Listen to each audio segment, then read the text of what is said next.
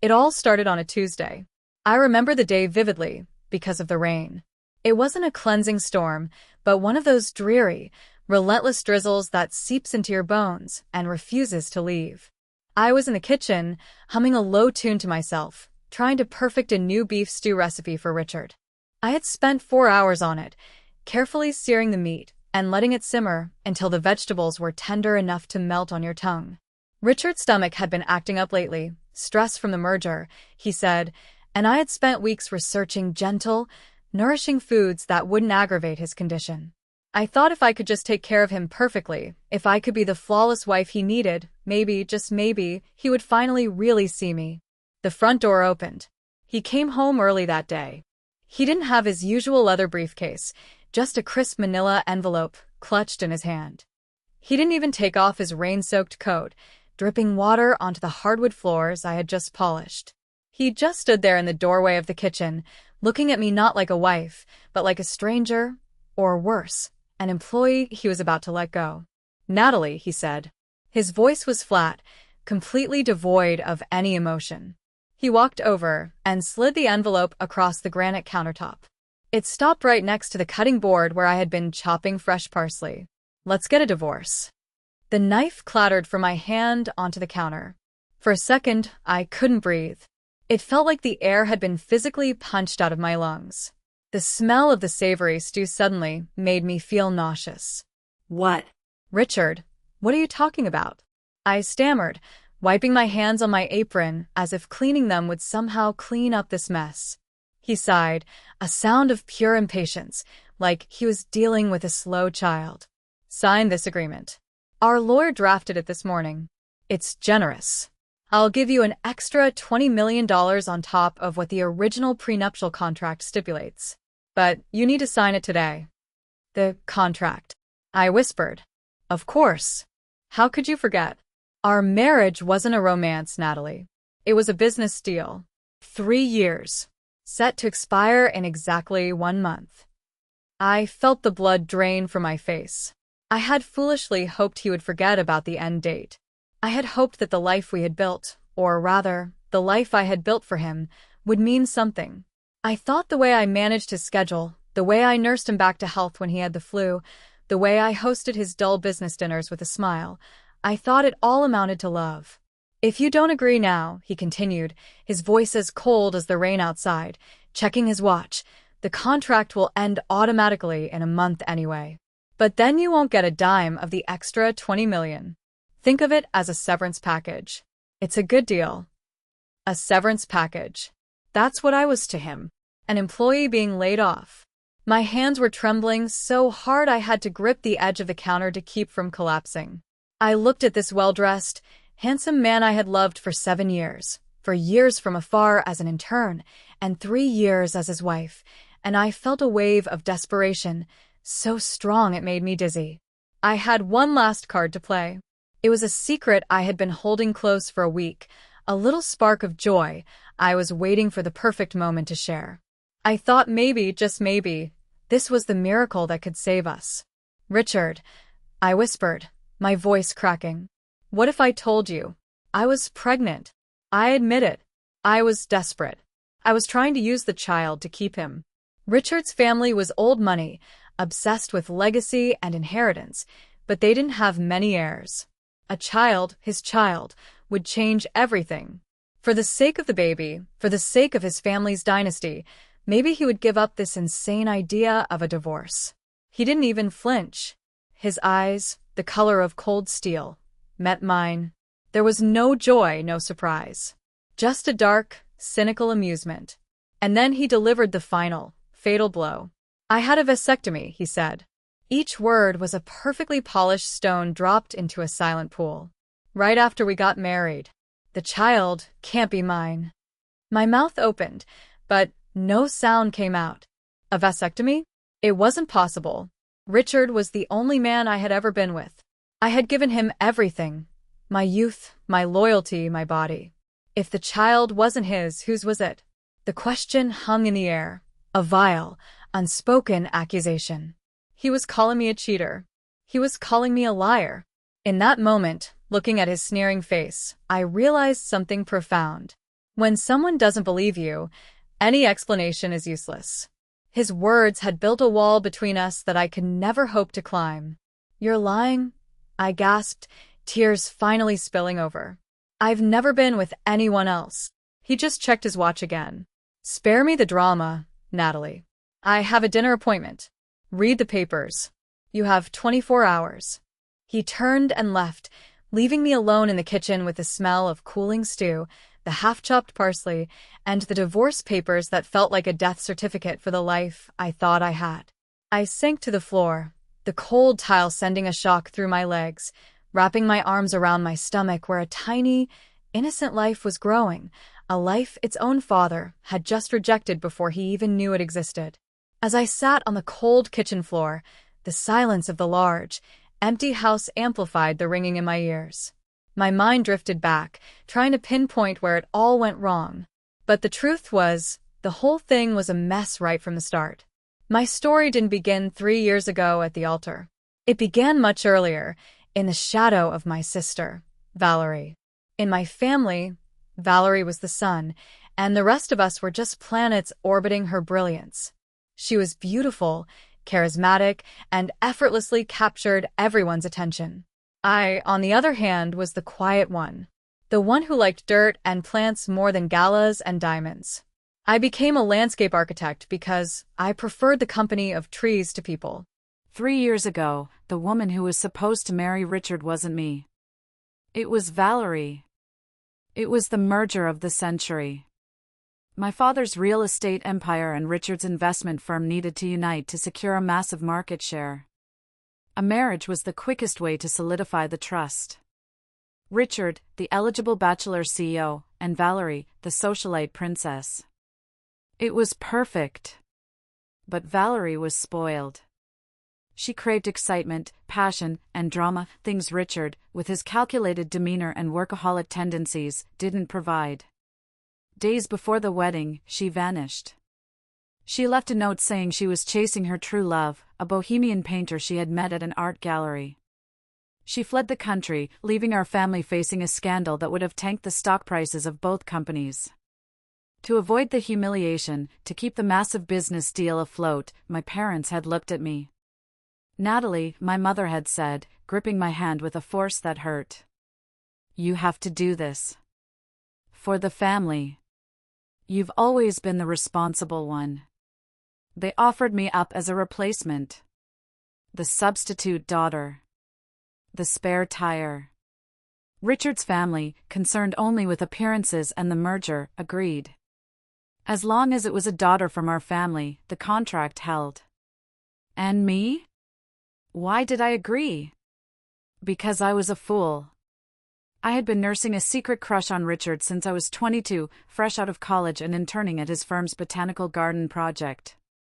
I used to watch him from the greenhouse, admiring his focus, his intensity. I saw kindness in him that perhaps wasn't really there, imagining that his polite nods were signs of deep connection. So, when they asked, I saw it as a dream come true. A chance to step out of the shadows and be the leading lady for once. I said yes. The only unwilling person in this whole arrangement, apparently, was Richard. I don't know what other people's wedding nights are like.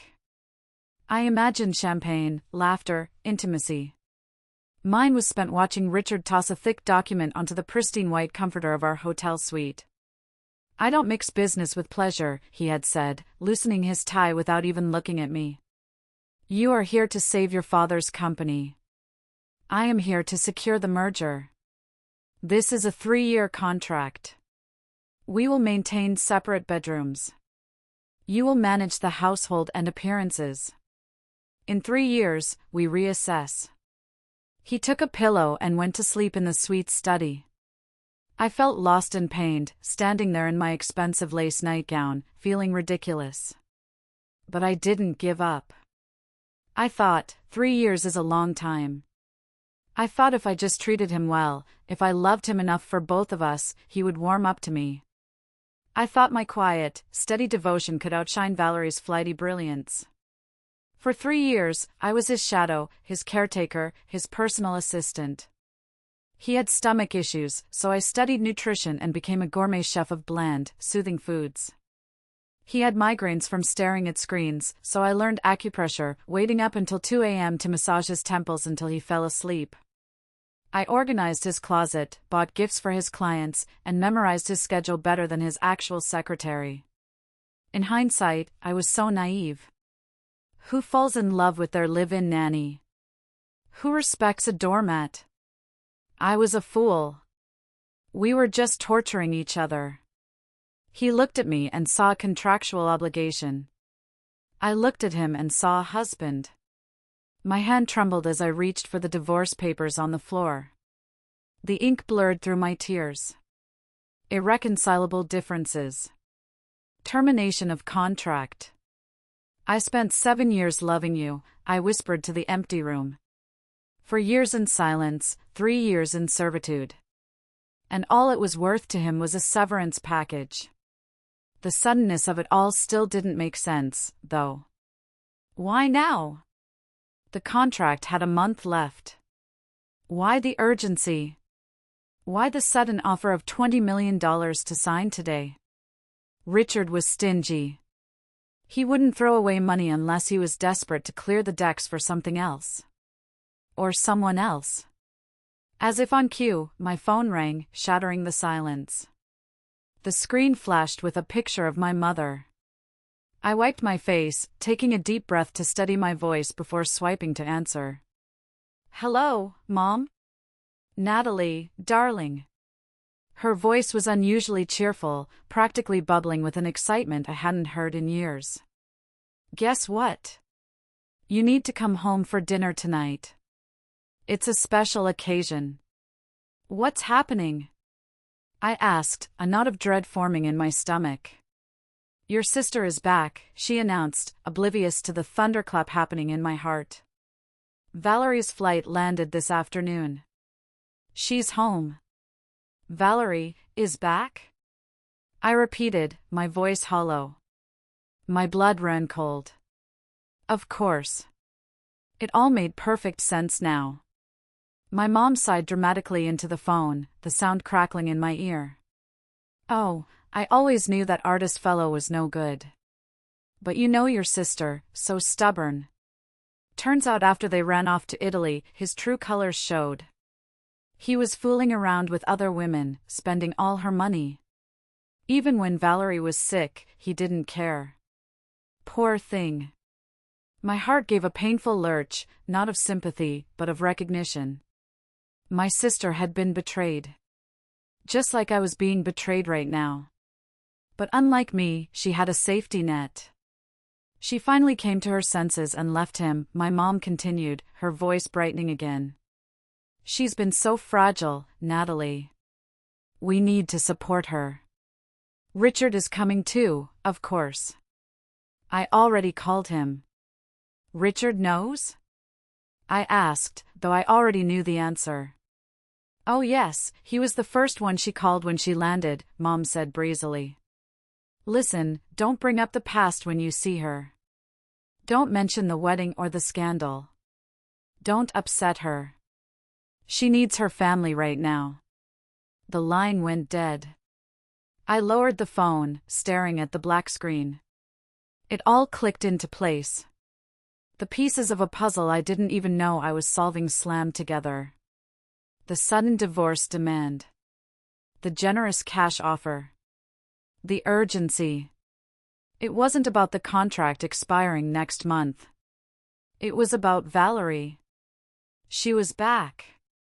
The main character had returned to the story, and I felt like I was living in a book I had read before. Valerie was the heroine, flawed, beautiful, forgiven. And I? I was just the supporting character. The placeholder. The understudy who kept the show running while the star was on break. My role was to keep her seat warm, care for her man, fix his stomach, manage his home, and then gracefully exit stage left when she returned. The book's plot even flashed in my mind, mocking me. Valerie, likely unable to have children or just unwilling to ruin her figure, would probably eventually adopt my child if I told them about it, and I would watch them live happily ever after as a perfect family. I felt a wave of nausea that had nothing to do with morning sickness. Was I going crazy? But in that moment of strange, surreal clarity, something inside me snapped. The 7 years of love I had for Richard curdled into something cold and hard. It sat heavy in my chest, like lead. I looked at the divorce papers on the counter. Why should I step aside? Why should I sign these papers just because Valerie decided she was done with her European fling? Why should I let them have their happy ending on the ashes of my life? No. I wasn't going to be the tragic, forgotten supporting character anymore. If they wanted me to be the villain of this story, the obstacle in their path, then fine. I would be the best damn villain they had ever seen. Before this divorce was over, I was going to make them uncomfortable. I was going to make them pay. I stood up. I didn't sign the papers. Instead, I went upstairs to my dressing room. Usually for family dinners, I wore modest beige colors. I tried to blend in, to look like the respectable, boring wife Richard wanted. Not tonight. I pulled out a dress I had bought on impulse and never worn, a deep emerald green silk that hugged every curve. I applied red lipstick, dark and sharp. I put on the diamond earrings Richard had given me as a contract renewal bonus last year. I wasn't going there to cry. I was going there to fight. I took a cab to my parents' estate, my heart pounding with a strange, terrifying new energy. The rain was still pouring, turning the world into a blur of gray and black. I arrived just as Richard's sleek black Maybach pulled up to the curb. I watched through the rain-streaked window of my taxi. He got out, opening a large black umbrella. And then the passenger door opened. Valerie stepped out. She looked more worn out than I remembered. The vibrant spark in her eyes was dimmed, and she was thinner, frilier. But she was still Valerie. She had that magnetic pull, the center of gravity, in any room. My parents immediately rushed out of the front door, fussing over her, their faces etched with concern. Valerie. Oh, my poor baby, my mother cried, ignoring the rain. I watched as Richard held the umbrella over Valerie, shielding her perfectly. He was leaning in, saying something soft to her. The rain was soaking his left shoulder, ruining his expensive Italian suit, but he didn't seem to care. He always walked ahead of me. He never held an umbrella for me. He would just hand me one and walk at his own pace. But for her, he was her shield. I pushed down the familiar sting of disappointment and replaced it with steel. I paid the taxi driver and stepped out into the downpour. I didn't open my own umbrella. I let the rain hit me. I walked right up to them, my heels clicking on the wet pavement. Honey, I cooed, my voice loud enough to cut through the sound of the rain. I walked straight past my parents, past Valerie, and latched onto Richard's wet arm. I pressed my body against his, ignoring the stiffness that instantly shot through his frame. How did your clothes get so wet? I asked, looking up at him with wide, worried eyes, clinging to him affectionately. Valerie's gaze shot over to us. Her eyes went wide, then vacant, a flicker of annoyance crossing her face. Richard tried to pull his arm away, gritting his teeth. Natalie, what are you doing? But I held on tight. You're the backbone of the company, Richard. You can't get sick. Your stomach is already so sensitive. Let's go inside. I smiled at Valerie, a dazzling, predatory smile. Welcome home, sister. You look tired. Don't worry, Richard, and I will take care of everything. The tension in the foyer was thick enough to choke on. My parents were fluttering around Valerie like she was made of spun glass, taking her coat, asking if she needed tea, a blanket, a therapist. Nobody asked me how I was. Nobody noticed I was dripping wet, ruining my silk dress. Richard was trying to peel me off his arm without causing a scene, but I dug my fingers into his bicep. Let's go upstairs and get you dried off, honey, I insisted, steering him toward the grand staircase.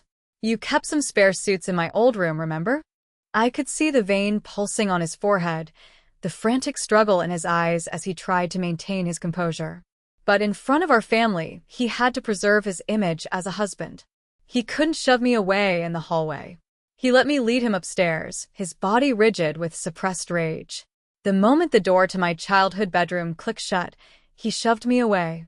Stop clinging to me, he hissed, wiping his sleeve as if my touch had contaminated him. What is wrong with you? I told you to sign the papers and leave. I leaned against the doorframe, crossing my arms and smiling sweetly. You're my husband, Richard. Why can't I hang on to your arm? Is it because Valerie is watching? He took a deep breath, trying to control his temper. He walked over to the window, staring out at the rain, refusing to look at me. Did you sign the divorce agreement? No, I said, my voice light and airy. He spun around. Why not? Is 20 million not enough? Do you want more? Fine. 25. Just sign the damn thing. I'm pregnant, remember? I said, dropping the smile. My hand drifted instinctively to my lower belly. I told you, he snarled, stepping closer, his voice dropping to a dangerous growl. I had a vasectomy. Stop lying. It's pathetic. Are you trying to trap me? Or did you sleep with the gardener? I looked him dead in the eye. The old Natalie would have crumbled. The old Natalie would have begged for him to believe her. But the old Natalie died in the kitchen this afternoon. Are you sure the doctor didn't scam you? I asked, my tone mocking. Or maybe your swimmers are just stronger than you think. Because let me tell you something, Richard. You are the only man I've been with for these 3 years. Hell, you're the only man I've ever been with. So, unless it's an immaculate conception, that baby is yours. He stared at me, his face a mask of livid disbelief. He looked like he was seeing me for the first time. What happened to you? He whispered. You've changed. Have I? I laughed, a harsh sound. For 3 years, I was the perfect docile wife. Gentle, considerate, always listening to you. I folded your socks. I cooked your porridge. I waited up for you. And you never saw me. You never saw this side of me. I stepped closer to him, invading his personal space. The gentle me was just a facade, a role I played, hoping for a crumb of affection. The real me? The one I buried to fit into your little box? She's the type who doesn't let things go. If I couldn't make you fall for me, Richard, then I will make sure you bleed. You're insane, he breathed. Maybe, I shrugged. But at least I'm better than someone who doesn't even recognize his own child. He was so angry he couldn't even speak. He grabbed a towel from the bathroom, dried his hair aggressively, and stormed out of the room. I fixed my lipstick in the mirror. Showtime, I whispered to my reflection. Downstairs, dinner was served. It was a lavish spread, lobster, steak, vintage wine. A celebration for the prodigal daughter. I sat right next to Richard, taking the seat that Valerie was eyeing. She hesitated, then sat on his other side, looking like a kicked puppy. I went into overdrive. I acted cute, demanding, and utterly oblivious to the atmosphere. Honey, I cooed, pointing at the seafood platter. I want some of that lobster, but it's too far. Can you peel it for me? You know I hate getting my hands dirty. Richard gripped his fork so hard his knuckles turned white. You have hands, Natalie. But you always do it so well, I pouted, turning to my mother. Mom, doesn't Richard take such good care of me? My mother looked uncomfortable. Yes, dear. But maybe let Richard eat. Richard, sensing the awkwardness, stabbed a piece of lobster, peeled it aggressively, and dumped it on my plate. Thanks, babe. I beamed. A moment later, I nudged him again. Honey, my water is empty. Get me some more, please. The pitcher is heavy. I kept bossing him around, forcing him to play the part of the doting husband. Pass the salt. Cut my steak. Wipe this spill. I could see both him and Valerie getting more and more upset. Valerie was picking at her food, her eyes darting between us. Maybe she was finally realizing that the man who used to follow her around like a puppy was now, at least on paper, someone else's husband. That the seat she left empty had been filled. Richard was barely eating. His stomach was probably churning. Good. Halfway through dinner, Valerie suddenly dropped her fork. It clattered loudly against the fine china. I'm not feeling well, she whispered, tears welling up in her eyes. I'm just so tired. She pushed her chair back and ran upstairs. Richard, unable to take it anymore, threw his napkin on the table. I need to use the restroom. He practically sprinted in the direction Valerie had gone, though the bathroom was the other way. As soon as he was gone, the air in the room shifted. My mother leaned over, her face transforming from concern to furious. Her voice was a sharp whisper that cut deeper than a knife. Natalie! What are you doing? What am I doing? I asked, taking a calm sip of my wine. I'm having dinner with my family. You know exactly what I mean, my mother hissed. Your sister just went through a terrible breakup. She is fragile. Acting like that, so clingy, so demanding with Richard, it's cruel. You are upsetting her. I almost laughed out loud. This family had always revolved around Valerie. When she ran away 3 years ago, they sacrificed me to save the company. They forced me into a loveless marriage, never once asking about my happiness. Now that she was back, she was all they cared about again. She abandoned him, Mom, I said quietly. She left him at the altar. I've been his wife for 3 years. Am I supposed to pretend I don't exist just because she decided to come home? You know the arrangement, my father chimed in, his voice gruff. You were a placeholder. A necessary measure. Now that Valerie is back, things can go back to how they were supposed to be. Go back? I looked at them, incredulous. I am a person, Dad. Not a piece of furniture you can move to the attic when you buy a new sofa. Don't be dramatic, my mother waved her hand dismissively. Richard never loved you anyway. Why torture each other? Valerie and Richard, they have a history. A spark. You should be happy for your sister. Maybe you should just give them some space. A divorce would be best for everyone. There it was. They were all in on it. They didn't think there was anything wrong with my husband being so attentive to my sister. In this world, Valerie was the main character, and I was just the background scenery, an obstacle to be removed. No one cared about me. I should have been used to it by now, but it still stung. I lifted my head, hiding the sadness in my eyes behind a mask of cool indifference. I put on a pitiful, confused look. But Mom, Dad. I can't just divorce him, I said, my voice carrying slightly towards the hallway where I heard footsteps returning. I'm pregnant. The silence that followed was deafening. My mother's jaw dropped. My father choked on his wine. That's why I need Richard to take care of me, I continued, raising my voice just a fraction. We're going to have a baby. The heir you always wanted for the alliance. Before I could finish, I heard the sharp, explosive sound of glass breaking. Smash. I looked up. Valerie was standing on the stairs, looking down at the dining room. She wasn't holding anything, she must have knocked over a vase on the landing console. Her face was drained of all color, filled with utter shock and horror. Pregnant, she whispered, her voice trembling. At the same time, Richard ran out of the shadows of the hallway. He must have been comforting her. He looked from me to Valerie, panic written all over his face. Valerie, wait, he started. Valerie looked at him, betrayed. You said you didn't touch her. You said it was just a contract. It is. Richard yelled, forgetting his dignity. He turned to me, his eyes blazing with hatred. She's lying. I told you, it's impossible. Is it? I asked, standing up and smoothing my dress over my stomach. Are you calling your child a liar before it's even born? Valerie let out a sob and ran back up the stairs.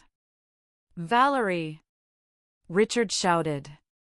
He took a step towards the stairs, then stopped, realizing he couldn't chase his sister-in-law while his wife and parents watched. He turned on me, grabbing my wrist. "We are leaving. Now." He didn't wait for goodbyes. He dragged me out of the house, away from the shattered glass and my sister's shattered expression. The car ride home was silent and suffocating. Richard drove like a maniac, the rain lashing against the windshield. Back at our sterile, cold mansion, he slammed the front door shut and rounded on me. "You humiliated me," he spat. "You humiliated Valerie. Are you happy?" I kicked off my heels and walked past him to the stairs. "I just told my parents the good news. Grandparents usually like to know these things." "There is no baby," he roared, his voice echoing in the high ceilings. "I will take you to a clinic tomorrow. We will get a paternity test, and when it proves you're a liar, I will throw you out on the street without a penny." I turned on the stairs, looking down at him. "And if it proves it's yours? What then, Richard? Will you apologize? Will you be a father?" He sneered. "If that thing is mine, it's a mistake. I don't want a child with you. I want a divorce."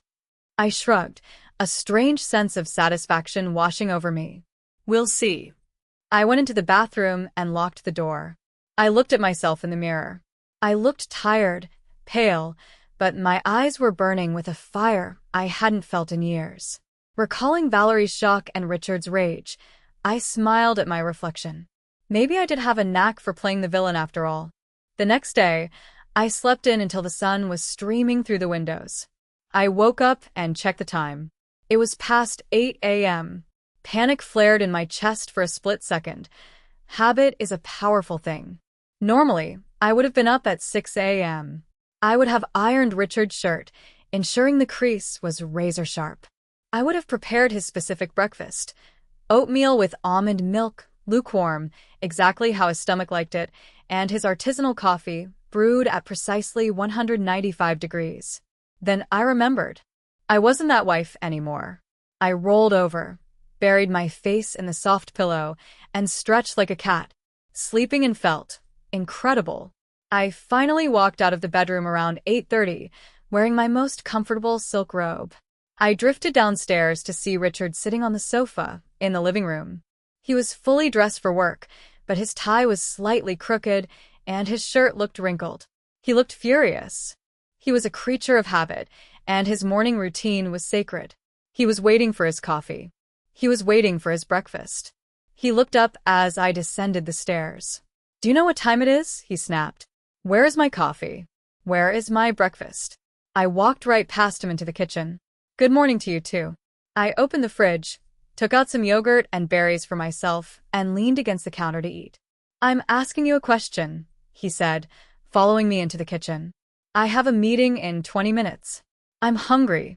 "I'm hungry too," I said cheerfully, taking a spoonful of yogurt. "That's why I'm eating." "What about me?" he asked, genuinely baffled. I looked at him with wide, innocent eyes. "Oh, I thought since we're getting a divorce, I'm no longer your maid. You have hands, Richard. There's cereal in the pantry. Or maybe you can call Valerie to come cook for you. I hear she's great at making reservations." His face turned a shade of purple. His stomach let out a loud, embarrassing growl. You are unbelievable," he sputtered. "You are doing this on purpose to sabotage my day." "I'll order some takeout," I said, pulling out my phone and ignoring his tantrum. "Thai food sounds good." "You know I can't eat Thai food. The spices will kill me." "Oh, right," I said, not looking up from my screen. "Well, I'm ordering for myself. Good luck with the cereal." Before the delivery driver even arrived, Richard slammed the front door so hard the windows rattled and left. Good thing I didn't order for him. That afternoon, I decided to initiate phase 2 of my severance package. I had access to the supplementary credit card, the black card Richard gave me for household expenses, which I rarely used because I was always trying to be frugal for him. Not today. I went to the most expensive spa in the city. I booked the Royal Treatment, a 5-hour session involving massages, facials, and gold leaf wraps. While I was lying on a heated table, smelling of lavender and eucalyptus, my phone buzzed. It was Richard's executive assistant, Sarah. Her voice was frantic. "Mrs. Natalie? Is everything okay?" "Everything is wonderful, Sarah." Why? "It's Mr. Richard. He's in a terrible mood. He yelled at the interns. And he's asking about his lunch. He says the cafeteria food is slop and doesn't suit his tastes." He hasn't eaten all day. Did you forget to pack his bento box?" Oh, right. "I always packed his lunch, too. Balanced, nutritious, bland."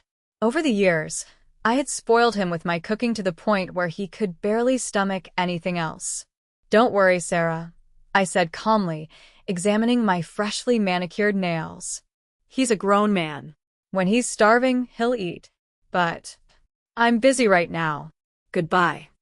I hung up and turned my phone off. I spent the rest of the afternoon shopping. I bought shoes I didn't need, bags that cost more than a car, and jewelry that sparkled like vengeance. Every time I swiped the card, I imagined the notification popping up on Richard's phone in the middle of his meetings. Ding. $5,000. Ding. $12,000. It was petty. It was childish. And it felt absolutely amazing. That evening, I received a message. It wasn't from Richard, but from Valerie. It was a picture. In the photo, Richard was sitting in a dimly lit restaurant. He looked tired, his tie undone. In front of him was a massive, bubbling pot of bright red, spicy Sichuan hot pot. Valerie had added a caption, "Dinner with the love of my life. He says he loves spicy food now because I love it. True love is making sacrifices." A second later, she retracted the message, following up with a text. "Oops. Sorry, wrong send. Don't tell Richard the first sent that. We're just catching up as friends." I stared at the screen. I wasn't sad. In fact, I almost laughed. Valerie always got what she wanted with a flick of her finger. Now she was resorting to these childish tactics to mark her territory. But she was an idiot. Richard had a severe ulcer condition. He hadn't eaten all day. Skipping breakfast, skipping lunch, and then dumping fiery, oily hot pot into an empty, sensitive stomach? That wasn't true love. That was a death sentence. He hated spicy food. He was only eating it to impress her, to prove he was the exciting man she wanted, not the boring husband I knew. "Go ahead, Richard," I whispered to the phone. "Eat up. Accommodating the princess comes at a cost." I turned off the lights and went to sleep, hugging my pillow, enjoying the peace. Sure enough, when I woke up the next morning, my phone had blown up with dozens of missed calls and frantic messages from Sarah. The last one was short and to the point. "Natalie, please pick up. Richard has been hospitalized. Internal bleeding. It's bad." I stared at the text message about Richard's hospitalization. A pang of worry tried to surface. Old habits die hard, but I squashed it down. He brought this on himself. He chose the hot pot. He chose Valerie. I slowly got up, showered, and went to the kitchen. I made myself a pot of soothing rice porridge with chicken and ginger. It was Richard's favorite comfort food, the only thing he could eat when his stomach flared up. I ate a bowl, savoring the warmth. Then, looking at the pot, I shrugged. I packed the leftovers into a thermos. Not because I cared, but because it was part of the plan. The perfect wife act had to have a finale. I drove to the private hospital. He was in the VIP wing, of course. I had barely reached the door to room 304 when I saw him. He was sitting up in bed, looking gray and haggard. And 4-drip was attached to his arm. He was looking toward the door expectantly, his eyes lighting up for a fraction of a second. But when he saw it was me, his face soured, and he quickly looked away, disappointment etched in his features. He was expecting Valerie. Of course. She poisons him with hot pot and then doesn't even show up to hold his hand? Classic Valerie. "Natalie is here," Sarah, his assistant, said, looking relieved. She quickly took the thermos from my hands. "Oh, thank God." Mr. Richard has been refusing the hospital food. He's been asking for your porridge. Really? I said, stepping into the room. I thought he preferred spicy food now. Richard glared at me, wincing as pain shot through his abdomen. Shut up. This porridge smells so good, Sarah remarked, opening the container and pouring a bowl. The scent of ginger and chicken filled the sterile room. You're so lucky, Mr. Richard. Natalie takes such good care of you. I smiled faintly, a cold, razor-sharp smile. Actually, Sarah, those are just the leftovers from my breakfast. Richard froze, the spoon halfway to his mouth. I didn't want to waste them, I continued breezily, checking my nails. So I brought them for you.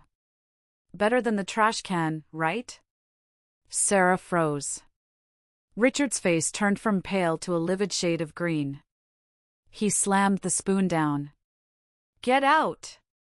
Take your garbage and get out! Suit yourself, I said. Don't forget to pay the credit card bill. The spa was expensive yesterday. I turned and walked out, feeling lighter than air. Knowing he was unhappy, knowing he was hungry and miserable, I felt at ease. Just as I stepped into the hallway, I almost collided with someone leaning against the wall by the door. He was tall, wearing a charcoal suit that fit him like a second skin. He had messy dark hair and eyes that crinkled with amusement. He was holding a bouquet of lilies, but he wasn't looking at the door, he was looking at me. I knew him. It was Julian. Julian was Richard's biggest business rival. He was the CEO of a competing tech firm, a man known for his ruthless tactics and his charm. Richard hated him with a passion. He called him a vulture. Julian pushed off the wall, a lazy smile on his face. Eavesdropping? I asked defensively. How is it eavesdropping when you are loud enough for the whole floor to hear? He chuckled. His voice was deep, smooth like velvet. Better than the trash can. Ouch. That was brutal, Mrs. Natalie. It's Ms. Natalie, soon, I corrected him. And what are you doing here? Here to gloat? Maybe a little, he admitted, glancing at the lilies. I brought flowers for my favorite enemy. Heard he lost a battle with a chili pepper. Pathetic. He looked back at me, his gaze shifting from amused to something softer. He studied my face, my eyes, my defiance. You know, making that man so mad, it looks good on you. Much better than the dutiful shadow look you used to wear at galas. I stared at him blankly. Stop looking at me like you know me. It's weird. Maybe I know you better than you think, he murmured, almost to himself. Get lost, I snapped. I was done with men for the day. His smile didn't falter, but his eyes filled with a strange, inexplicable tenderness. There's the fire. That's the Natalie I remember. Remember? I frowned. We've barely spoken 2 words to each other in 3 years. Memory is a funny thing, he said cryptically. I rolled my eyes. I thought he was just being slick, trying to flirt with his enemy's wife for sport. I stepped right on his expensive leather shoe, grinding my heel in for good measure. Ow, he yelped, hopping on one foot. Oops, I said deadpan. Clumsy me. I walked away, leaving him hopping in the hallway, clutching his lilies. I felt a strange thrill.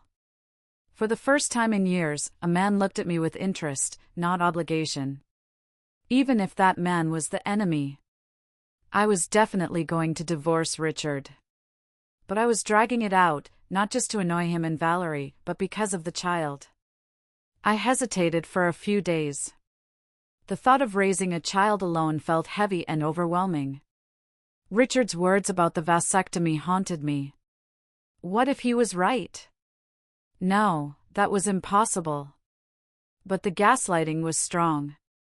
Finally, I decided I couldn't make a decision based on fear. I made an appointment at a private obstetrics clinic and went in for a series of comprehensive tests.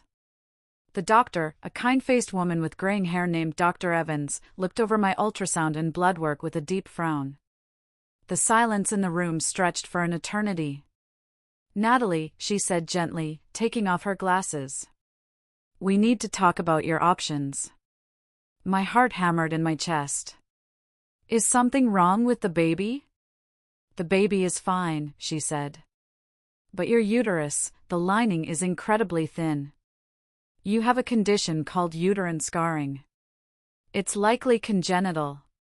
She took a breath. "Given your physical condition, this pregnancy is a miracle. If you choose to terminate this pregnancy, the procedure would likely cause permanent damage. You would almost certainly never be able to conceive again. This is your only chance to be a mother." I walked out of her office in a daze. The hallway of the clinic seemed to stretch and warp. My only chance. I was already hesitant, but now, with the doctor's stark warning, the decision was made for me. This was my child, my blood. Whether Richard wanted it or not, whether he believed it was his or not, I was going to keep this baby. I was not going to give my baby up. I would raise this child on my own. I would protect it from Richard's coldness and Valerie's jealousy.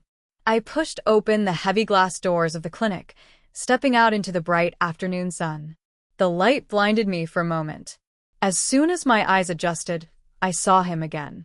Julian. He was leaning against the brick wall near the entrance, looking at his phone. He looked up as I exited, then glanced at the obstetrician's sign on the door. He straightened up, putting his phone away. A slow, unreadable expression spread across his face. "Natalie," he said. His voice wasn't mocking this time. "You're here. Are you following me?" I asked, clutching my purse defensively. "First the hospital, now here?" "Coincidence," he said, though he looked guilty. "My aunt goes here. But you..." He looked at my stomach, then back at my face. "You're pregnant." It wasn't a question. "Why does it matter to you?" I snapped, stepping around him. "Go tell Richard.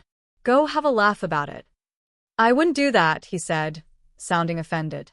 "Why didn't you tell me? I could have driven you." "Tell you?" I laughed incredulously. "We aren't friends, Julian. You are my husband's rival. And I am, well, I'm practically his ex-wife. Leave me alone." I did the only thing that felt right to escape the awkwardness. I tried to storm past him. I wanted to make a dramatic exit. But maybe my luck had run out.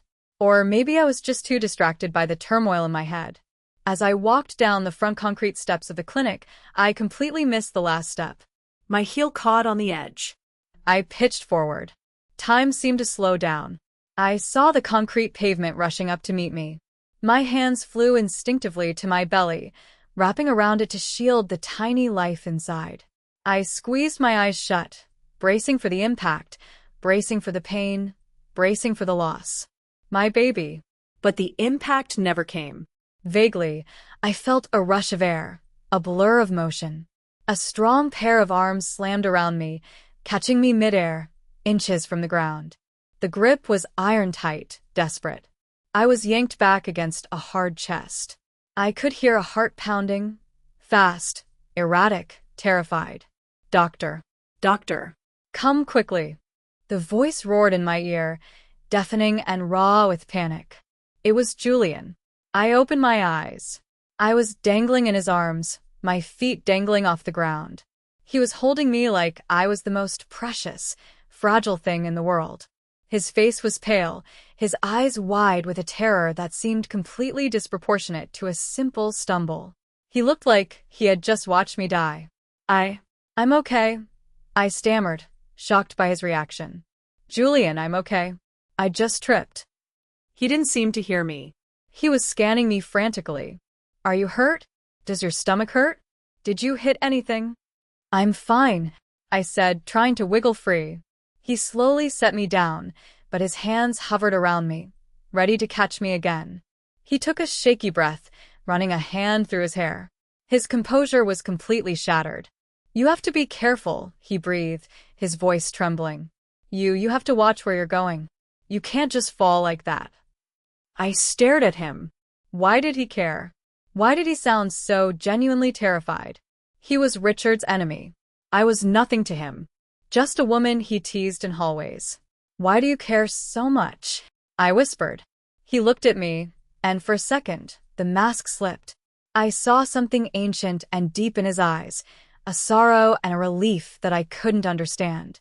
Because, he said softly, I can't watch you get hurt. Not again. Again? I asked, confused. Before he could answer, a shadow fell over us. Get your hands off my wife. I looked up. Richard was standing on the sidewalk, his face a mask of ugly, possessive rage. He had followed me. And he did not look happy to see Julian holding me. Richard stood there on the sidewalk, his chest heaving, his eyes darting between Julian's hands on my waist and my face. The air was thick with tension, vibrating with the hum of rush-hour traffic and the silent scream of a marriage in its death throes. Get your hands off my wife, Richard repeated, his voice low and dangerous, stepping closer. He looked like he wanted to crush Julian with just his gaze. Julian didn't flinch. In fact, he laughed. It wasn't a nervous laugh. It was a dry, mocking sound. He slowly, deliberately removed his hands from me, but he didn't step back.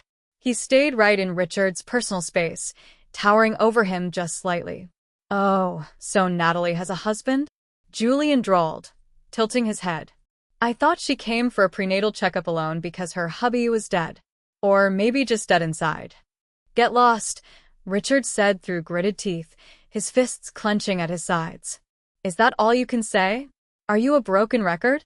Actually, Julian said, checking his watch with infuriating calmness, I was just making sure she didn't crack her head open on the concrete. You know, something a husband usually does. But I guess you were too busy, what was it? Eating hot pot with your sister-in-law. Richard's face turned a violent shade of red. You've been stalking me. Hardly. Your life is just so loud, Richard. It's hard not to hear the wreckage. Julian turned to me, his expression softening instantly. Are you sure you're okay to walk? I'm fine, I whispered, though my heart was pounding against my ribs like a trapped bird. Good. Julian turned back to Richard, his eyes cold as ice. Take care of her. Or someone else will. With that, Julian lazily strolled away, whistling a tune, leaving Richard trembling with impotent rage. Even though Julian was annoying, I had to admit, he was kind of cute when he was angering Richard. Richard spun on me, his face twisted. You enjoyed that, didn't you? Letting him touch you? Letting him humiliate me. I touched my cheek and realized I was smiling. Not a happy smile, but a bitter, triumphant one. Julian wants everything of yours, Richard, I said, echoing Richard's deepest insecurity. Maybe he's only being nice to me because I'm your wife. Or maybe he just sees what you threw away. Don't flatter yourself, Richard sneered, grabbing my arm to drag me toward his car. He's playing a game. And you are the pawn. At that moment, a brilliant, wicked idea popped into my head. The perfect way to truly piss off Richard. If he thought I was a pawn, I'd show him I was the queen. I pulled my arm free and stopped in the middle of the parking lot. I put on a troubled expression, looking down at my hands, my voice trembling with fake emotion. What should I do? I whispered. What? Richard barked, unlocking the car door. I think I've fallen for Julian. Richard froze. He slowly turned around, his eyes wide. What did you say? I looked up at him, my eyes wide and glistening with unshed tears. He's been there for me, Richard. When I was sick. When I was lonely. And just now, did you see how he looked at me? I think I love him. I took a deep breath, delivering the final blow. Richard, I'll sign the divorce papers as soon as we get back. I want to be free. I want to explore this with Julian. Sure enough, my words made his face turn ashen. It was one thing for him to discard me. It was entirely another for me to leave him for his sworn enemy. His ego couldn't take it. Back home, the atmosphere was suffocating. I went straight to the kitchen table where he had left the envelope 2 days ago. It was gone. I searched the counters. I searched the drawers. Nothing. Richard? I called out, walking into the living room. Where are the divorce papers? I'm ready to sign. I want to go call Julian. Richard was pouring himself a drink, his hand shaking slightly. He downed the scotch in one gulp. I don't know, he muttered, not meeting my eyes. You don't know? I raised an eyebrow. You were waving them in my face on Tuesday. You said I had 24 hours. I misplaced them, he lied. The cleaners must have moved them. I knew him well. The man who had been so desperate for me to sign them, offering me $20 million to leave, was now hiding them. Why? Because he couldn't stand the thought of Julian winning. He couldn't stand the thought of me being happy with the one man he hated most. For the sake of his ego, he chose not to divorce me yet. He would rather stay in a miserable marriage than let his rival have his used toy.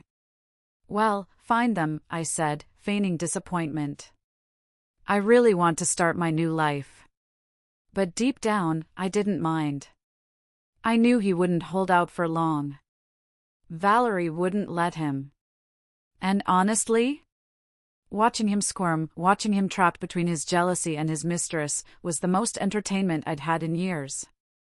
The following days, I carried on with my life. I ate well, I slept well, and I started planning for my post-divorce life. I stopped hiding in the house. I went for walks. I visited the botanical gardens. I imagined myself in a small, quiet town, opening a little nursery, living a simple life with my baby. The thought filled me with a peace I hadn't felt in 7 years.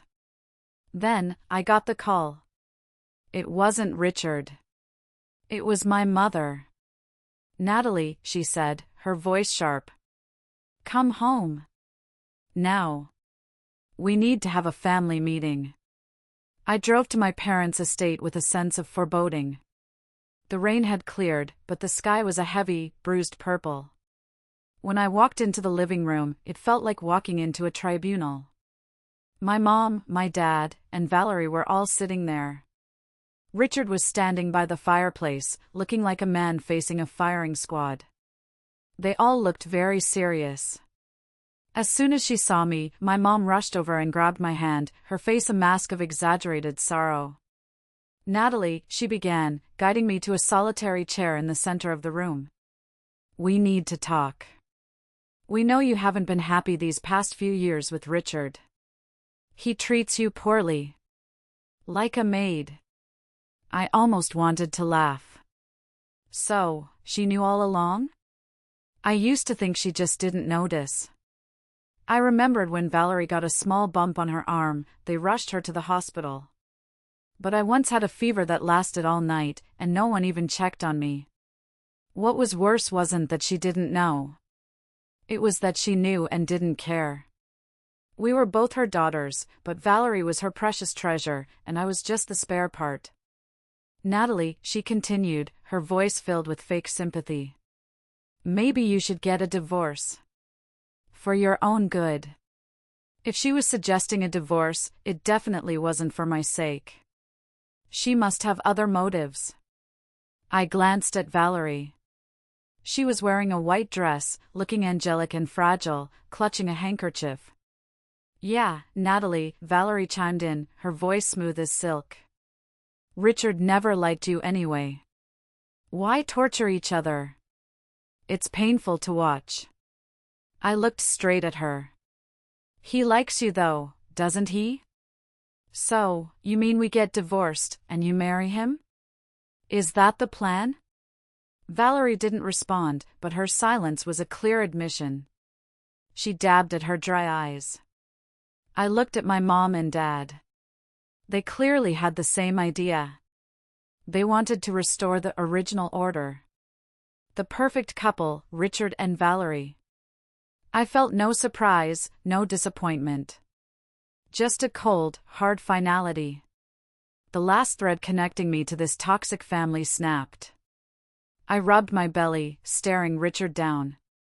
If we get divorced, what happens to my child? Your grandchild, Mom? Natalie, stop pretending. Valerie snapped, dropping the fragile act. Her patience was gone. The child isn't Richard's. He told us everything. He had a vasectomy. He didn't call you out on it publicly to save your face, so don't push your luck. Ah. So that was the narrative. Richard was the noble victim, and I was the cheating wife. Is that so? I looked at Richard. He looked away, unable to meet my gaze. He was letting them crucify me to save his own skin. Fine, I said, standing up. You want a divorce? You want me gone so Valerie can have her turn? We just want what's best for the family, my father grunted. I took a deep breath.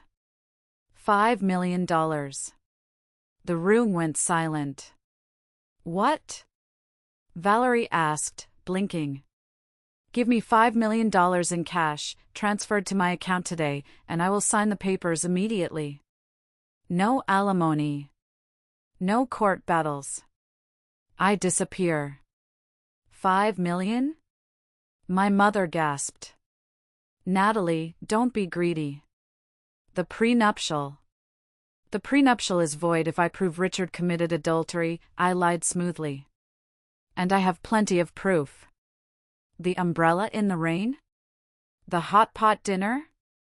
The nights he spent working late? I didn't actually have concrete proof of an affair yet, but they didn't know that. And they were desperate. But Richard offered $20 million. Valerie argued. That offer expired, Richard muttered, finally speaking up. And I don't have the liquidity right now. The merger is draining our cash reserves. Valerie gritted her teeth. My parents had spoiled her for her entire life. Our family wasn't hurting for money, and I knew she had access to her own trust fund, money I was never privy to. $5 million was nothing to her. But to me, a single mother about to start a new life, it was everything. It was security. It was a college fund for my child. It was the capital to start my own business. And the thought of Richard finding out he was sold for $5 million, that would be a delicious bonus. Fine, Valerie spat, pulling out her checkbook. I'll pay it. I'll buy him from you. Are you happy? You're selling your husband like cattle. I'm not selling him, I said coolly. I'm charging a disposal fee for the trash. Valerie wrote the check with shaking hands. She threw it at me. It fluttered to the floor. I didn't mind. I bent down and picked it up. Dignity doesn't pay the bills. $5 million does. Call the lawyer, Valerie ordered Richard. She's signing. An hour later, the new papers were in front of me. I signed my name swiftly, my handwriting clear and firm. Natalie Vance. No longer Natalie Sterling. I pushed the papers across the table to Richard. He looked at them, then at me. There was a strange flicker in his eyes. Regret? Relief? It didn't matter. Richard, remember this, I said, looking him dead in the eye. I'm the one who doesn't want you anymore. You didn't leave me. I escaped you. I turned to my parents and Valerie. Goodbye. Don't look for me. Don't call me. As far as I'm concerned, I'm an orphan. I walked out of that house without looking back. The air outside tasted different. It tasted like rain and freedom. I didn't waste a second. I deposited the check, packed up my life into 10 boxes, and left the city where I had lived for over 30 years. I wanted to go somewhere where the air wasn't thick with exhaust and lies. I moved to a small coastal town called Harborview, thousands of miles away. It was sleepy, charming, and smelled of salt and pine. I bought a small, rundown cottage near the cliffs with a garden that had been neglected for years. It was perfect. My plan was simple: fix up the house, have my baby, and open a small plant nursery. I wanted to get my hands dirty again, to nurture things that would actually grow, unlike my marriage. The first week was a blur of unpacking and painting. I felt lonely, yes. Sometimes I would wake up reaching for Richard, only to realize the other side of the bed was empty. But then I would remember the look on his face when he accused me of cheating, and the loneliness would turn into resolve. One afternoon, I was struggling to move a heavy terracotta pot onto my front porch. It was humid, and my back was aching. "Need a hand, neighbor?" The voice came from the street. I froze. I knew that voice. It was deep, velvety, and undeniably familiar. I turned around slowly. Leaning against the white picket fence of the large Victorian house directly across the street was Julian. He was wearing a casual linen shirt and shorts, a far cry from the sharp suits I always saw him in. He was wearing sunglasses, looking infuriatingly relaxed. "You have got to be kidding me," I groaned, wiping sweat from my forehead. He opened a gate and walked up the path, effortless and confident. "What a coincidence, Natalie," he said, his smile charming enough to disarm a bomb. "Coincidence?" I scoffed. "You followed me, you stalker." He laughed. "That's what I wanted to ask you. I bought that house across the street 6 months ago as a vacation rental. I just came down to check on renovations. Imagine my surprise when I saw the fiercest woman in New York wrestling with a flower pot across the street." "I don't believe you," I said, crossing my arms over my chest. "Believe what you want," he said, effortlessly lifting the heavy pot I had been struggling with. "Where do you want this?" "By the door," I muttered, defeated. He placed it down gently. "So, you really did it? You left him?" "I divorced him," I corrected. "And I took a nice severance package."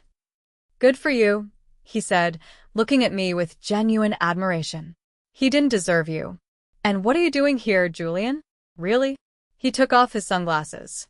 His eyes were dark and serious. "I needed a break. The city, it gets loud.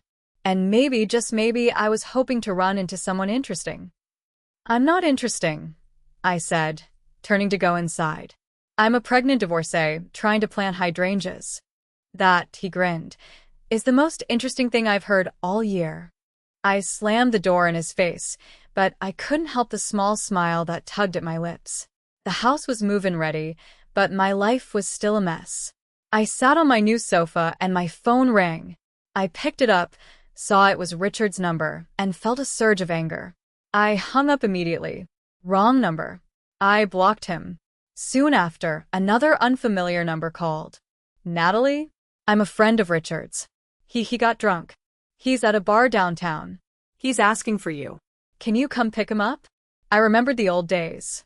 Before, when Richard got drunk at social events, no matter how far, no matter how late, I would go and pick him up. I would drive him home, undress him, give him water and aspirin. I was his designated driver, his nurse, his mother. But now? "We're divorced," I said into the phone. "Call his secretary. Or better yet, call Valerie. She bought him. She can drive him." I hung up and blocked that number, too. My blacklist now had 2 people on it, and it was just the beginning. My peace was hard-won, and I wasn't going to let Richard ruin it from across the country. But Julian was a different problem. He was persistent. The next morning, I opened my front door to find a basket of fresh muffins and a note. "Welcome to the neighborhood. Don't worry, they aren't spicy. Jay." I looked across the street. He was on his porch, drinking coffee, and raised his mug in a toast. I sighed. It was going to be a long summer. Months passed. My belly swelled, and so did my confidence. I used a chunk of the $5 million to buy an old storefront on Main Street. I renovated it myself, turning it into Natalie's Eden, a boutique flower shop and nursery. The work was peaceful. The smell of fresh blooms, lilies, roses, eucalyptus, filled my days. I hired a local teenager to help with the heavy lifting, but I did the arrangements myself. My hands were always dirty, my hair was always messy, and I had never been happier. Meanwhile, Richard's life was apparently imploding. Though I had blocked him, news travels. Sarah, his assistant, who secretly liked me more than him, would occasionally email me updates under the guise of forwarding mail. Richard's business was suffering. Without me managing his diet, his ulcers had returned with a vengeance, making him irritable and prone to outbursts in meetings. Without me smoothing over his social faux pas, he was alienating partners. And Valerie? She was a disaster. She spent money faster than he could make it. She threw tantrums when he worked late. She refused to cook or clean, so they lived in a mess of takeout boxes and dry cleaning bags. He had started calling me from random numbers. Natalie, he would slur, clearly drunk. Where are you? The house is so quiet. Valerie, she doesn't know how to iron my shirts. She burned my favorite silk tie. Goodbye, Richard, I would say, and hang up. Natalie, I miss you. I made a mistake. Please, just talk to me. Block. Natalie, are you really having a baby? Is it mine? Block. It was pathetic. He was in his regret era, realizing too late that he had traded a diamond for a rhinestone. Back in Harborview, Julian had become a fixture in my life. He came by the flower shop every single day. Welcome, I said one morning, looking up from a bouquet of lilies. My eyes rolled instinctively. It was Julian, dressed in a flawless linen suit, looking like he had just stepped out of a GQ magazine. I'll take the usual, he said, leaning against the counter. The usual was ridiculous. He would buy a massive bouquet of 99 red roses. I would tell him the price, an exorbitant amount because I was trying to discourage him. He would pay without blinking. And then, he would hand the massive bouquet right back to me. For the most beautiful woman in the room, he would say. I don't want them, Julian, I would sigh. I own a flower shop. I have plenty of flowers. Then keep them here, he smiled, taking the vase and arranging them on my counter himself. They brighten up the place. He was relentless.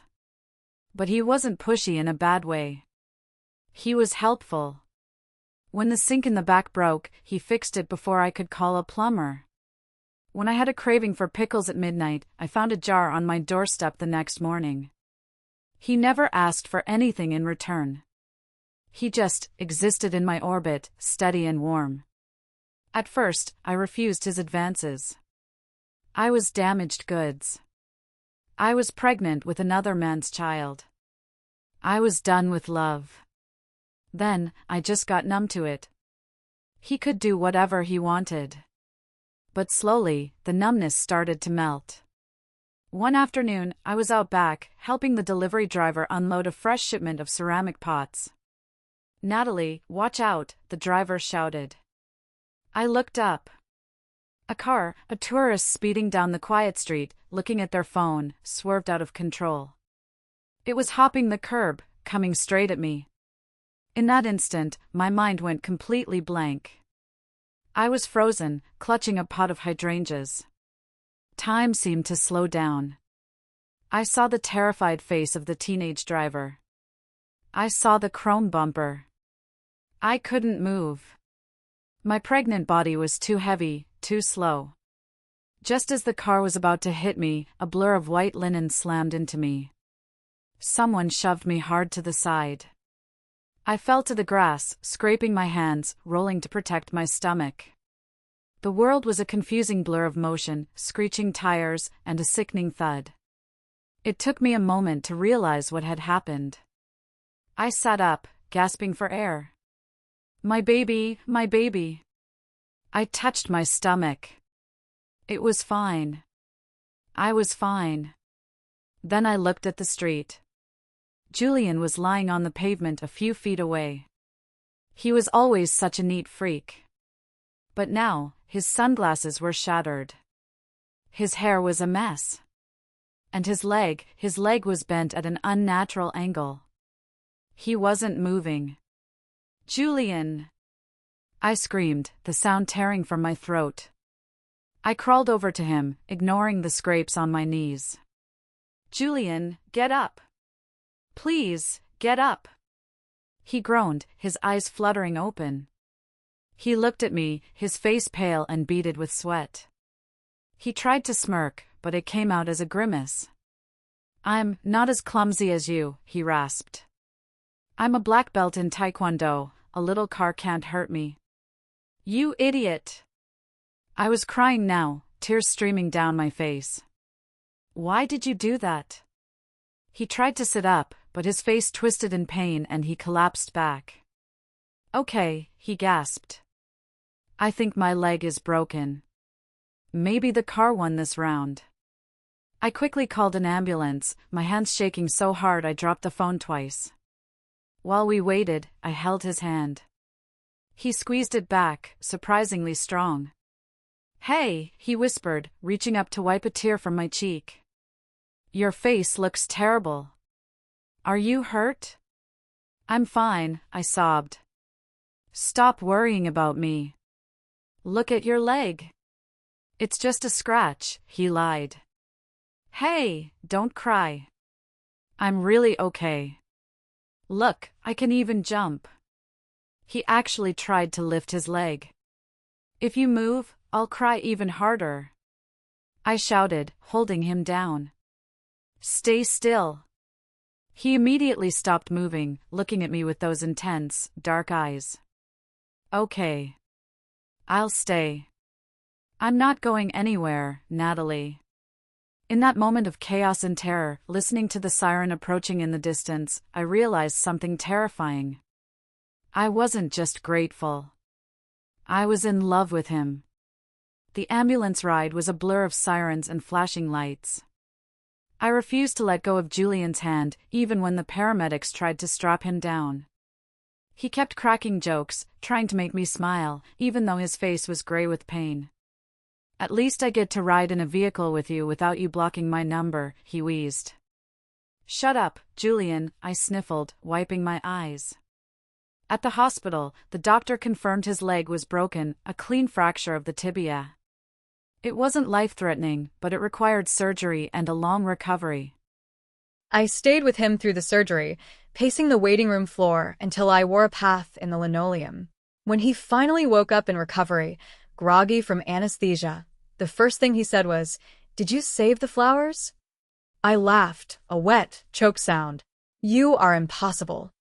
I hired a private nurse for him, but I found myself at the hospital every single day. I brought him homemade food, rich soups, hearty stews, everything I used to cook for Richard, but with actual flavor this time. The same guy who wanted to jump around earlier now lay in bed like a sick, fragile beauty queen. He milked it for all it was worth. Natalie, I want some water, he'd whine, pointing to the cup 2 inches from his hand. It's right there, I'd say, rolling my eyes. My arm hurts from the 4. Feed me. He'd open his mouth like a baby bird. Natalie, my shoulders are sore. Massage them? I tried to ignore him, but he'd look at me with big, sad puppy eyes, his handsome face wrinkled in faux pain. My leg hurts so much, he'd say pitifully. And for whom did I get hurt? A damsel in distress who won't even rub my shoulders. I'd sigh, defeated, and sit by his bed, massaging his shoulders. His muscles were tense, and as my hands worked out the knots, I felt a strange intimacy growing between us. It was during one of these moments, about a week later, that I was peeling an apple for him. The sun was setting, casting a warm orange glow over the room. Suddenly, the door to his VIP room was knocked open hard. I looked up, knife in hand. It was Richard. He looked terrible. He had lost weight. His suit was rumpled, his eyes were bloodshot, and he hadn't shaved in days. He looked much more weathered and tired than the last time I saw him. He stood in the doorway, breathing hard, as if he had run all the way here. Natalie, he breathed, ignoring the man in the bed. I found you. He walked straight toward me. He didn't say another word. He just grabbed my arm and started pulling me toward the door. We're going home. Hey, Julian shouted from the bed, struggling to sit up. Take your filthy hands off my girlfriend. Richard froze. He looked at Julian, then at me. Girlfriend? Let go or I'll fight you. Julian growled, trying to swing his legs off the bed. Nurse. Security. Stay in bed. I warned Julian, pushing him back down gently. If you get up, no dinner for you. You'll re-break your leg. He obediently laid back down, pouting, but his eyes were murderous as they fixed on Richard. "I'll talk to him for a bit," I told Julian calmly. "I'll be right back." Richard's face darkened even more. He dragged me out into the hallway, his grip painfully tight. "What are you doing here?" I asked, yanking my arm free and rubbing the red spot he left. "Did you come to give me an invitation to your wedding with Valerie? Because I'm not interested." "Natalie, stop it," Richard said, his voice rough and desperate. "I didn't marry Valerie. She's gone." "Gone?" I raised an eyebrow. "She left me," he admitted, the shame burning in his eyes. "She took the money, your $5 million, and whatever was left in my accounts, and went back to Europe. She said I was boring and broke." I felt zero pity. "Sounds like karma, Richard. Then what do you want?" I asked. He stared at me with those haunted eyes. "Natalie, let's get back together." The words rushed out of him like a dam breaking. "I've been thinking about you all this time. I dream about you. I realize now. I love you. Losing you made me see my feelings clearly. The house is empty. My life is empty. Valerie was a mistake. A fantasy. You are real." His voice turned hurtful, pleading. "Why didn't you take my calls? Even when Sarah called, you didn't pick up. I was in the hospital too, Natalie. No one came. No one brought me porridge." Someone as proud as Richard saying such things must have taken a lot of courage. He was practically begging. But I wasn't touched. In fact, I found it laughable. "I'm sorry, Richard," I said, my voice steady and cold. "I don't love you anymore. I have someone I like now." Please don't bother us." He got anxious, grabbing my shoulders. "Don't trust Julian. He doesn't love you. He's just competing with me. He wants to steal my wife just like he steals my market share." A bitter sneer crossed my face. "When I was sick and called you from our own bed, you said you had to work overtime," I said, poking him in the chest. "When I told you I was pregnant, you called me a liar." I pointed to the door of room 304. "A few days ago, when a car almost hit me, Julian shielded me with his own body. He didn't think twice. He broke his leg for me." I leaned in close to Richard's face. "Do you really think you're in any position to say Julian doesn't love me?" He was stunned, speechless. His mouth opened and closed like a fish. "Richard, we're divorced," I said with finality. "There's no going back. Go find your Valerie. Or stay alone. I don't care." I turned to enter the room. "Natalie," he sobbed behind me. I paused, my hand on the doorknob. "You're making a mistake," he yelled. "That child needs a father." "It has one," I said softly. "And it isn't you." I walked into the room and closed the door, shutting out my past forever. Back in the room, the atmosphere was tense. Julian was sitting up, staring at the door like he was trying to burn a hole through it with his X-ray vision. "Is he gone?" he demanded. "He's gone," I said, sitting back down in the chair and picking up the apple and knife. My hands were shaking slightly. "Did he hurt you?" Julian asked, his eyes scanning me. "If he touched you, I swear I will hop out there on one leg and beat him with my crutch." "I'm fine, Julian," I smiled, slicing a piece of apple. "I told him to get lost. For good." Julian relaxed, sinking back into the pillows. "Good. Because if you went back to him, I'd have to kidnap you." Natalie, he started then stopped. He groaned. "My leg hurts. Come kiss it. A kiss will make it better." "You're a child," I laughed. I grabbed his ear and twisted lightly. "Ouch." I met my cheek, not my lips. "And not in front of the nurse," he yelped. A week later, Julian was discharged. He insisted on recovering at his new house across the street from mine, claiming his city apartment had too many stairs. It had an elevator. I hired a nurse to take care of him during the day, but I often visited in the evenings. According to the doctor, after 3 months, he should have been able to walk freely. But his recovery was oddly slow. He'd whine and complain if his foot even touched the ground. "Natalie, I can't walk to the kitchen," he'd call out. "Can you bring me some water?" "Natalie, my leg is stiff. Can you help me stretch?" Something was off. Julian had a lean, muscular build. I had accidentally seen his 8-pack abs once when the nurse was changing his gown. How could someone in such good shape, a black belt in Taekwondo, not recover in 3 months? One afternoon, I went over to bring him some of my homemade lasagna. He was lying on the sofa, his leg propped up on 3 pillows, watching TV. "Natalie," he beamed. "My leg is so sore today. It feels like thunder is coming. Come and massage it?" I narrowed my eyes.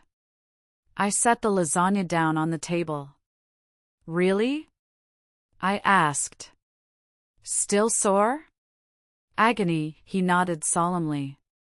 I decided to test a theory. I suddenly clutched my stomach, letting out a small gasp. "Oh!" I dropped to my knees, groaning. "My stomach! Natalie!" Julian jumped up from the sofa in a panic. He didn't limp. He didn't use his crutches. He sprang up like a panther, landing perfectly on both feet, and rushed over to me. "Natalie, what's wrong? Is it the baby? I'll take you to the hospital." He scooped me up in his arms effortlessly, standing strong on his broken leg. I stopped groaning. I looked at him. I looked at his legs. He froze. He looked down at his legs. Then he looked at me. He instantly realized he was busted. He slowly set me down. A sheepish, guilty grin spread across his face. He scratched the back of his neck. "Oh man," he laughed nervously. "How did my leg suddenly get better? Is this the power of love?" I stared at him, trying to be angry, but laughter bubbled up in my chest. "You liar. You've been faking it for weeks." "Only for the last 2 weeks," he protested. I liked having you take care of me. I liked you coming over." He stepped closer, his voice dropping to a whisper. "I was afraid if I got better, you wouldn't have a reason to visit anymore." My heart melted. This powerful, wealthy CEO had pretended to be a cripple just to get some lasagna and attention from me. I reached out and pinched his ear hard. "You idiot. I would have visited anyway." "Really?" he asked, hope lighting up his eyes. "Really," I smiled. He leaned in, his face inches from mine. "Then, can I get that kiss now? The one for the cheek?" I didn't kiss his cheek. I kissed him on the lips. It was soft, sweet, and tasted like promise. The moment I kicked Richard out of my life, I felt a weight lift that I didn't know I was carrying. But the moment I kissed Julian, I realized I hadn't just lost a burden, I had found a home. I chose the man who broke his leg for me, not the one who broke my heart. If you are still listening, please help me by liking this video and commenting the number 1 below. Let me know you are with me. Your support means the world to me. Comment 1 so I can see you, and now, listen to the rest of my story. Julian stayed with me through everything. He wasn't just a boyfriend, he was a partner. He attended every prenatal yoga class with me, usually the only man in the room, trying to do the poses in his expensive suits until I made him buy sweatpants.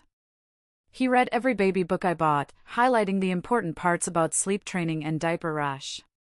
When my due date approached, he was more nervous than I was. He packed a go bag that contained everything from organic snacks to a portable fan and, for some reason, a flare gun. "Why the flare gun, Julian?" I asked, holding it up. "In case we get stuck in a blizzard on the way to the hospital," he suggested weakly. "It's July," I reminded him. On the day my son was born, Julian was in the delivery room. Richard wasn't there. Richard didn't even know. Julian held my hand while I screamed. He wiped the sweat from my forehead. He let me crush his fingers until they turned purple. And when the baby finally came out, screaming and red-faced, Julian was the first one to hold him. "He's beautiful," Julian whispered, tears streaming down his face. Natalie, look. He's perfect. He was clumsy but so careful around the tiny baby. Come on, sweetie, he'd whisper to the little bundle in the middle of the night when I was too exhausted to move. Let's let mommy sleep. Say, daddy's got you. I watched them from the doorway, my heart swelling so much I thought it might burst. We named him Leo. Leo was a happy baby. He had my eyes, but as he grew, his nose and chin were undeniably Richard's. He was a mini version of my ex-husband. I worried, at first, that this would bother Julian. That looking at Leo would remind him of the man he hated. But Julian never flinched. He looks like you, Julian would say, tickling Leo's tummy. He has your smile. He has Richard's nose, I pointed out one day, testing him. Julian shrugged. Better looking on Leo than on Richard. Besides, genetics is just biology. Parenting is love. He's my boy. Sterling. Julian grew alongside me. A few days later, he was already an expert at changing diapers. He could do it in under 30 seconds with one hand tied behind his back, a challenge I actually gave him. When Leo turned 1, the first word he learned was mama. The second was dada. And he was looking straight at Julian when he said it. Julian was so happy he was practically floating the whole day. He bought everyone in the flower shop lunch. He called his board of directors to tell them. It was the first time I saw someone so enthusiastic about being a dad to someone else's kid. When Leo turned 2, I officially moved into Julian's big house across the street, and we turned my cottage into a guest house. When Leo turned 3, Julian proposed. It wasn't a grand gesture with fireworks. We were in the garden, planting tulips. Leo was covered in mud, digging for worms. Julian got down on one knee, right there in the dirt. Natalie, he said, holding out a ring that looked like a flower made of diamonds. You and Leo, you are my garden. Let me grow old with you. I said yes before he even finished the sentence. For years had passed since the divorce. While my life bloomed like the flowers in my shop, Richard's life had withered. I heard bits and pieces through the grapevine, and honestly, it was satisfying to hear. Richard's company had been acquired, hostilely, by a larger conglomerate. And the CEO of the acquiring company, Julian's firm. Julian hadn't done it for revenge. He did it because Richard's company was failing, and it was a good business move. But the irony was delicious. Richard lost his CEO title. He was demoted to a consultant role, forced to watch as Julian stripped the company of its old, inefficient policies. And his personal life was even worse. Valerie, true to her nature, didn't stick around when the money got tight. She had blown through the $5 million in less than 2 years on trips to Monaco and designer handbags. When Richard couldn't fund her lifestyle anymore, she cheated on him. Not with a painter this time, but with Richard's own former CFO. She left Richard, cleaned out their joint account, and moved to Dubai. Richard lost the mansion. He had to sell it to pay off debts. He was now living in a rented apartment in a mediocre part of the city. My parents, who had invested heavily in Richard's company on Valerie's advice, lost a fortune too. They were forced to downsize. I heard my mother tried to call me once, asking for a loan. But I had changed my number years ago. One day, Julian came home with a strange look on his face. "What is it?" I asked, feeding Leo his dinner. "Richard came to the office today," Julian said, loosening his tie. "He was asking for an advance on his consulting fee. He looked rough, Natalie. He asked about you." "What did you tell him?" "I told him you were happy," Julian smiled, "and that you were busy planning our wedding." "Good," I said, wiping tomato sauce off Leo's chin. "He also asked about the baby," Julian added quietly. "He asked if you ever had it." My hand froze. "What did you say?" "I told him it was none of his business," Julian said firmly. "But Natalie, he knows we're getting married next week. The announcement was in the paper. He might try to come." "Let him come," I said, surprising myself. I'm not afraid of him anymore. Let him see what he lost. The wedding was held in the garden of our home in Harborview. It was very low-key, just close friends and Julian's family. The sun was shining, the hydrangeas were in full bloom, and the air smelled of the sea. Leo was our ring bearer. He was 4 years old now, wearing a tiny tuxedo that matched Julian's. He looked adorable, with his dark hair slicked back.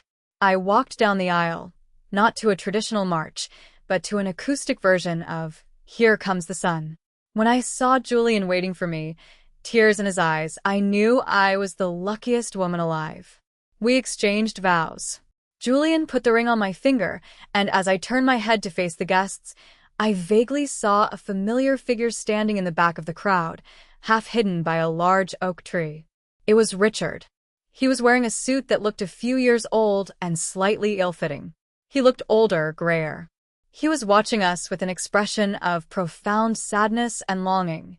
I was stunned for a second, but I quickly snapped out of it.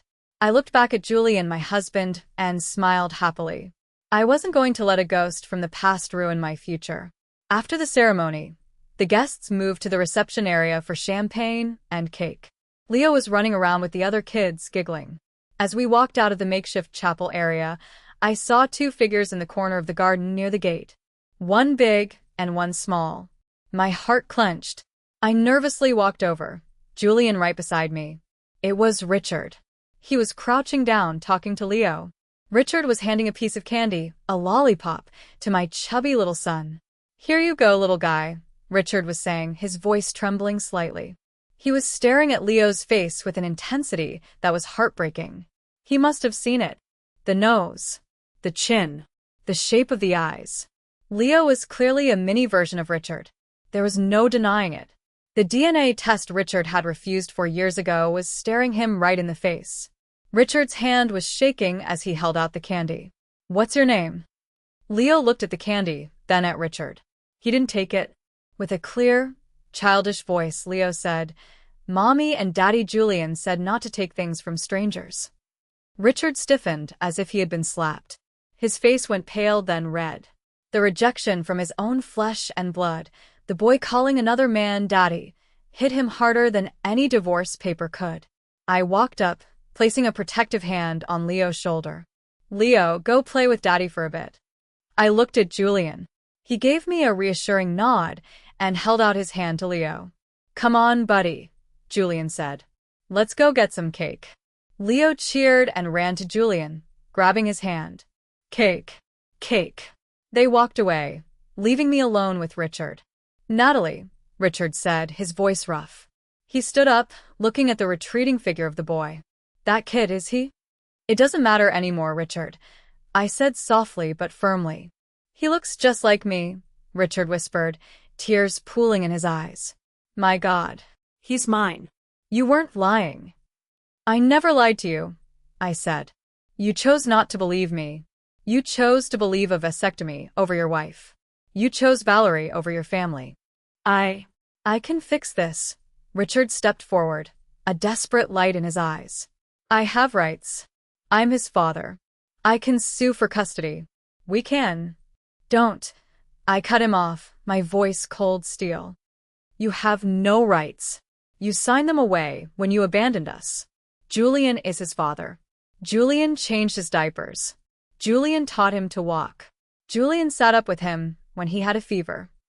I stepped closer to him. You are just a stranger with a biological connection.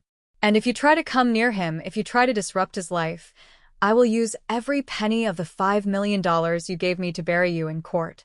Julian will crush you. Do you really want to fight us? Richard slumped. He looked at Julian, who was lifting Leo up to cut the cake, both of them laughing. He saw the love there, a love he had thrown away. I made a mistake, Richard sobbed, covering his face with his hands. I lost everything. Yes, you did, I said. And you have to live with that. Go home, Richard, I said. Don't show up in front of me again. Otherwise, you'll never find me. After I said that, I turned and walked away. I heard a sound like a sob behind me, but I didn't look back. I took one step at a time toward my love, toward my son, toward my life. My name is Julian. And I have loved Natalie since I was 10 years old. Most people think I met Natalie at a business gala, or that I only noticed her because she was Richard's wife. They think I went after her to spite my rival. They are wrong. My story begins 22 years ago.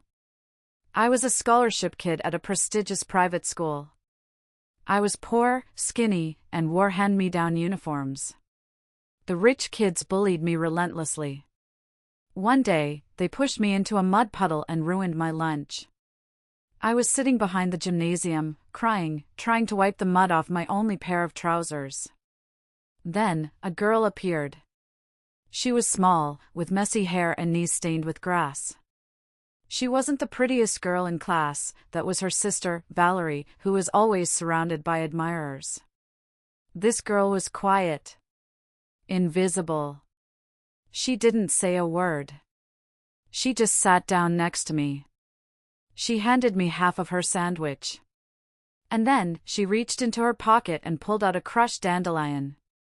"Flowers make things better," she had said seriously. "My mom says weeds are bad, but I think they are strong. They grow where people don't want them." She tucked the dandelion into my shirt pocket. "I'm Natalie," she said. "Don't cry. You're going to be strong like a weed." That day, I made a promise to myself. I would become strong. I would become rich. And one day, I would find the girl who gave me a weed when the world gave me mud. I worked my way up. I built my company from nothing. I became Richard's rival because I saw him treating her like an accessory.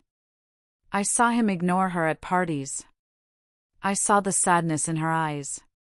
I wanted to step in 1,000 times. But she was married. She was loyal. So I waited. I watched. I bought the house across the street in Harborview, hoping that maybe, one day, she would need a place to escape. When I saw her at the hospital that day, throwing out the porridge, I knew my chance had come. When I jumped in front of that car, I didn't think. I just knew that a world without her wasn't a world I wanted to live in. Now, watching her dance with our son, watching her laugh in the sunlight, I know that the boy who cried behind the gym finally won. She doesn't remember the boy with the mud on his pants. And that's okay. I remember for both of us. I walked up to her, wrapping my arms around her waist. She leaned back into me, content. "What are you thinking about?" she asked. "Just thinking about how much I like dandelions," I smiled. "You're weird," she laughed, kissing me. I held her tight. My wife. My Natalie. The girl who saved me, and the woman I finally saved.